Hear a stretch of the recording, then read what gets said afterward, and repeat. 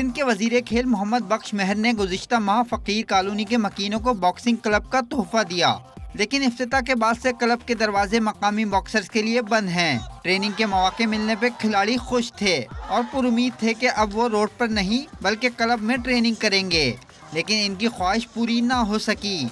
Boxing coach फिदा हुसैन ने इल्ज़ाम आयद किया है कि पीपल्स पार्टी के मकामी ओहदेदार खिलाड़ियों को प्रैक्टिस से रोक रहे हैं। मैंने जो है ना सिंध का सेक्रेटरी जो है ना असगर बलोच से बात किया था, तो उसने जो है ना नजम शेख और असलम मेयर से बात किया था कि भाई आपने ये क्लब इतना प्रोजेक्ट जो 4 करोड़ का बना हुआ है, आप लोगों ने बॉक्सिंग के लिए क्यों नहीं खोला है?